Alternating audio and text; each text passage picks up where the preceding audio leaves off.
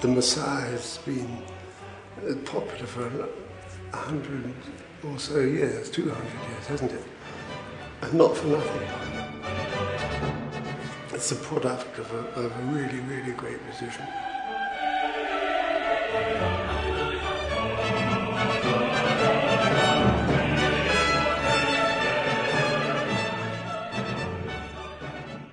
He's incredibly clever in mixing up the possibilities of music.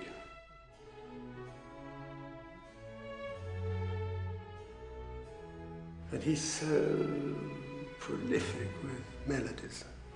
And they're just not square melodies. They start off squarely enough, and then to finish them off, he always has an extension, which just touches one deeply.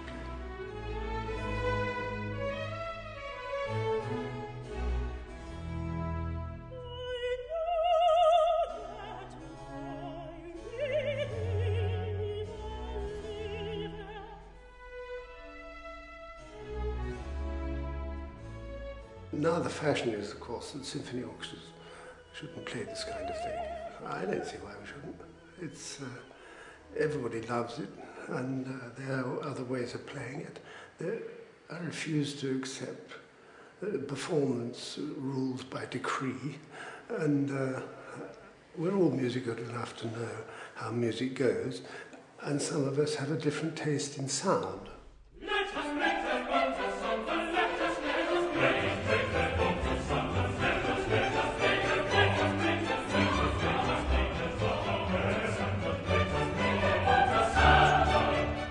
I made the edition myself with the trills and little turns and so on.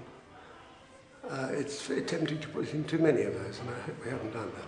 You know, just occasionally Handel boils over with enthusiasm, and you feel you've got to match it with some equally exuberant figure.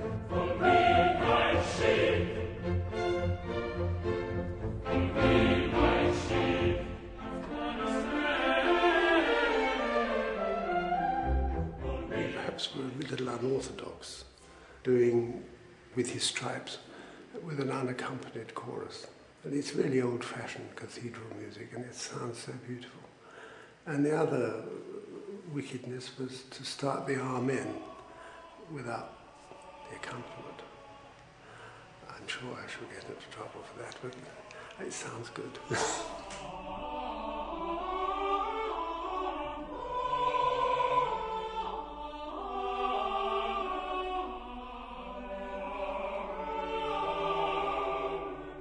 The singers have to be incredibly good at what they do, because they have enormously long breaths to make, and they have so many notes sometimes.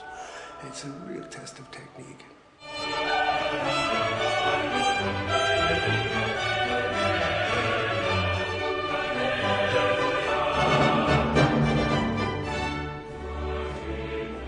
The Hallelujah chorus is another one of those unavoidable pieces. Somebody had to write it, and of course he was the one man who did it, who could do it.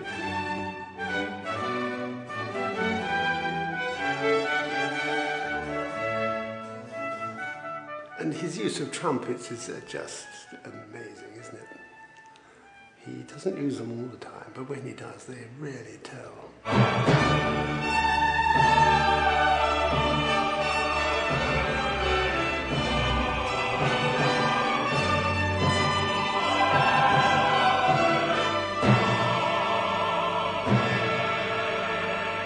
This is not a pious oratorio. It's actually an Italian opera in a way, isn't it?